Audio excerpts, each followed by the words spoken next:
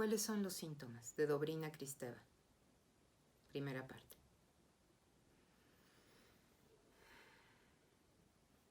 Me choca estar enferma y no entender qué me pasa. Y es que, aunque nos hayan pintado el bichito hasta en el emoticón del móvil, pues no estamos seguros de qué es. Por eso hay gente que cree y no cree. Cuestión de fe. Yo sí sabía que los virus existen, obvio. Fui a la escuela. Pero es que son muy difíciles de imaginar. No son parásitos. Esos los ves salir cuando desparasitas a tu mascota. Bueno, las bacterias, como quiera te las imaginas retosando en el estómago. Y sabes que existen porque huelen mal. O te dan comezón. Pero el virus es algo mucho más complejo y simple a la vez. Vamos, que no es un ser, que es algo que necesita un ser para vivir. Y más perverso aún, para reproducirse. Usa el mecanismo reproductor de la célula que aborda para reproducirse a sí mismo. Es pura información, puro ARN. Por eso se parece más al mecanismo de un software que a un ser vivo. Y cuando no tiene el ser vivo para instalarse, vive igual mientras encuentra al ser vivo y entonces se transforma en algo que engaña al cuerpo del ser para que no lo eche, pero a la vez se instala y vive dentro. Se disfraza de célula cubriendo su ARN de proteínas. Pero pues no tiene mitocondria, ni retículo endoplasmático, ni aparato de Golgi. Que no hace el esfuerzo de vivir. Un ente perverso, definitivamente. Surgió en algún momento que la vida trataba de ser vida y se quedó a medias. ¿Cómo lidias con eso? Con una parte de ti mismo que está infiltrada y que no sabe qué hacer. No lo puedes matar porque vive adentro de tus propias células. Las usa, las explota y las mata. No importa del virus que se trate.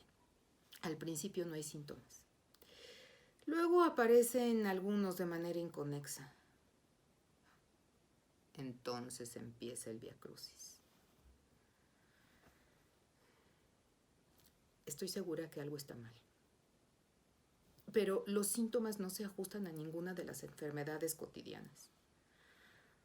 O sea, siento que tengo fiebre, pero el termómetro no marca. No tengo tos, ni catarro. Pero el cuerpo cortado sí. La prueba de influenza salió negativa. Pero las articulaciones me duelen a morir. Y no puedo ni moverme.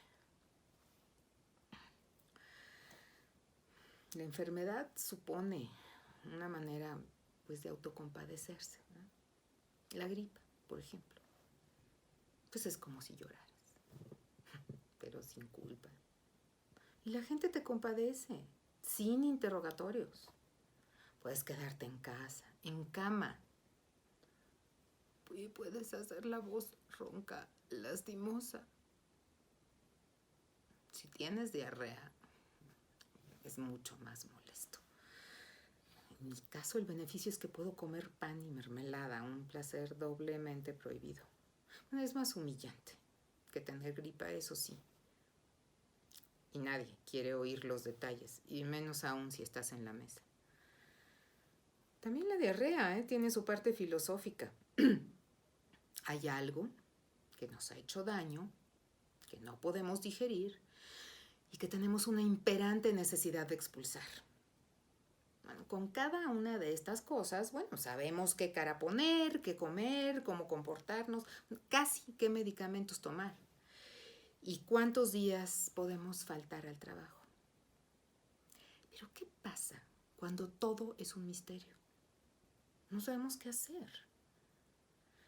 Estamos en el frágil punto de que nuestra enfermedad parezca no creíble.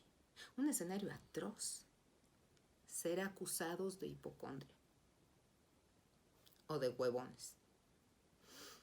De inventarse enfermedades para no salir y afrontar la vida. Humillante. Yo por eso siempre trato de enfermarme de cosas conocidas. pero no lo logro.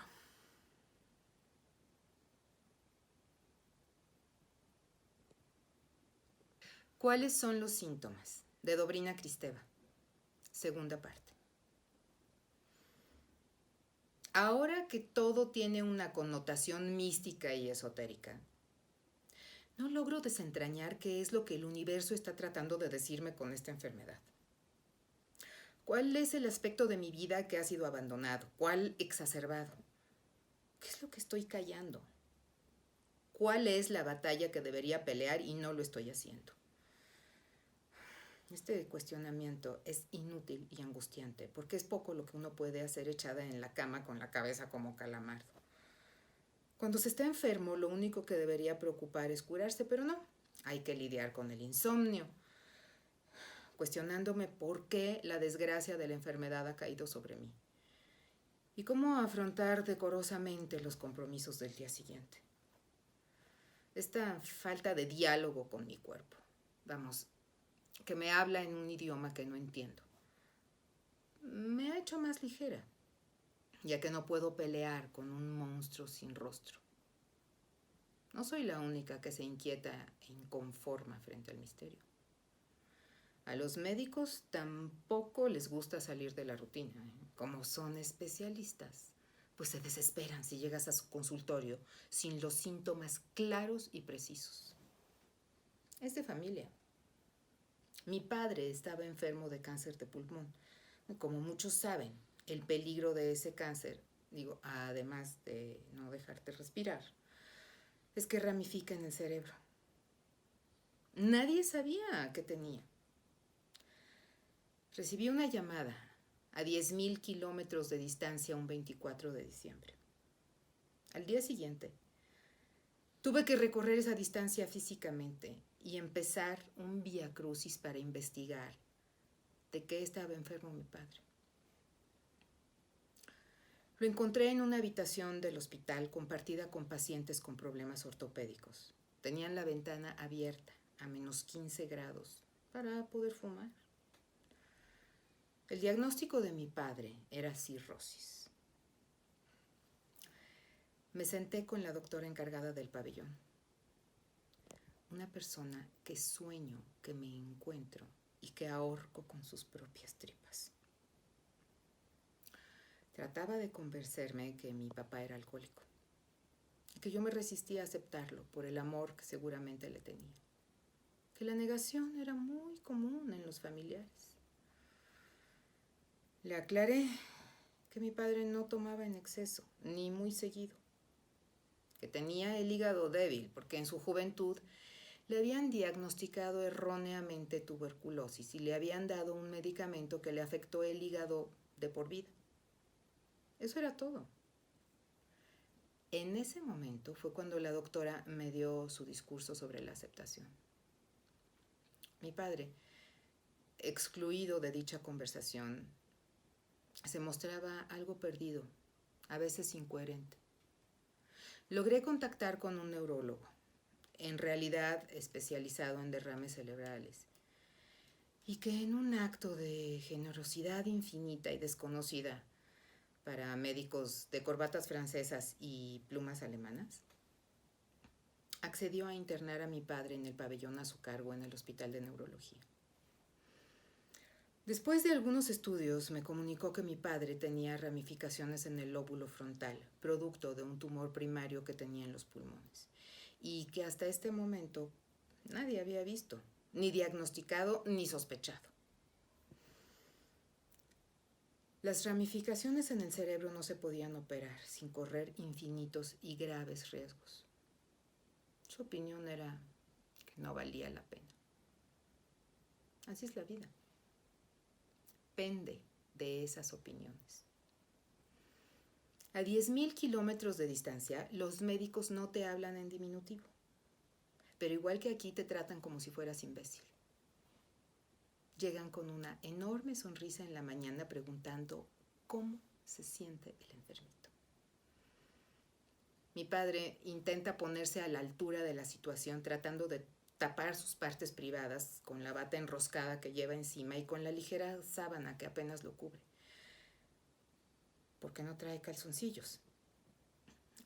Intenta esconder los olores que salen de su cama o de su persona. ¿Cómo se siente el enfermito? ¿Qué respuesta le puede dar a esa pregunta a un enfermo de cáncer de pulmón con ramificaciones en el lóbulo frontal? Mi padre responde de muy distintas maneras. Eso borra inmediatamente la sonrisa del médico. Una respuesta inesperada, fuera de la rutina. Un enfermo que, a pesar de su condición, de la falta de ropa interior, de no poderse levantar para ir al retrete, conserva la inteligencia y algo de dignidad y responde con coherencia absoluta. De muy distintas maneras.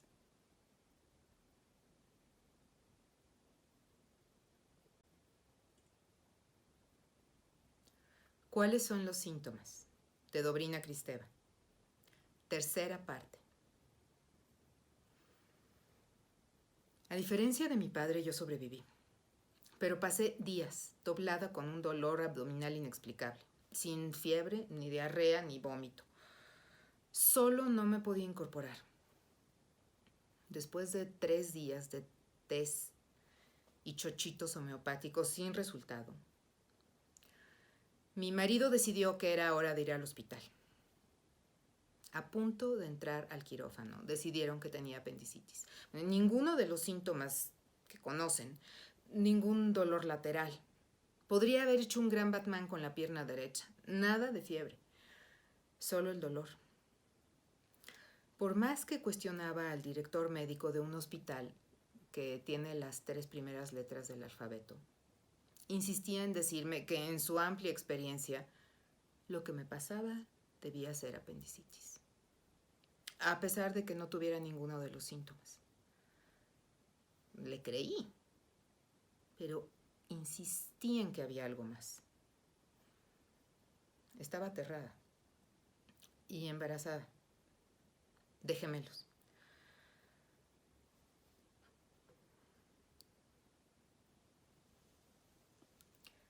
Me extirparon el apéndice.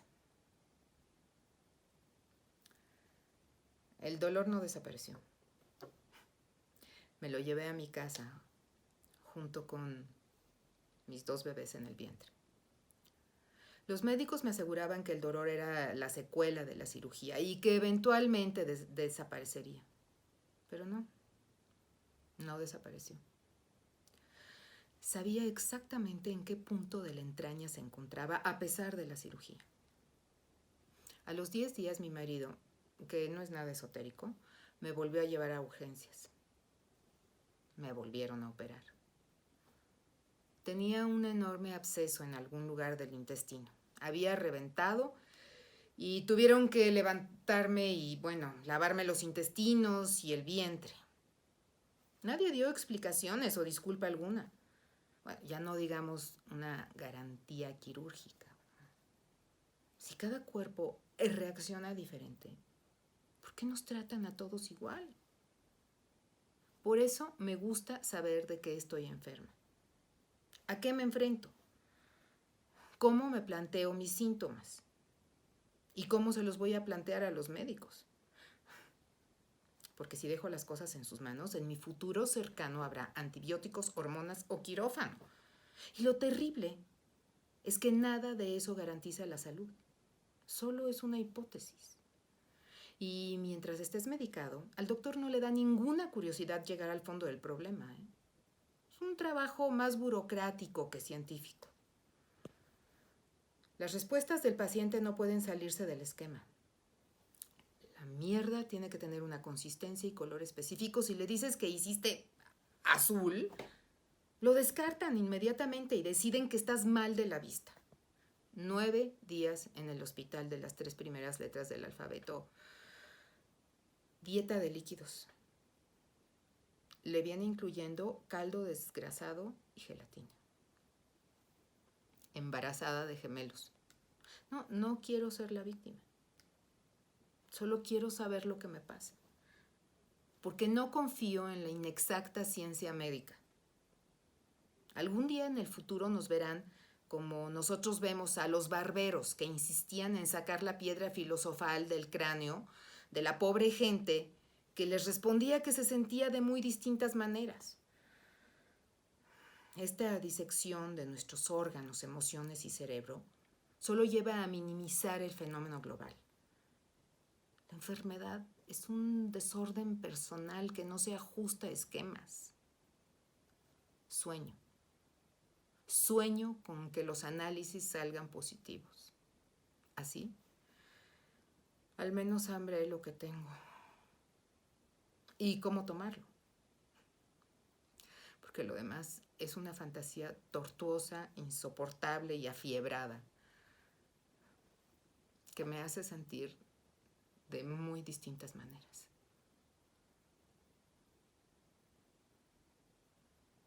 Gobierno de México.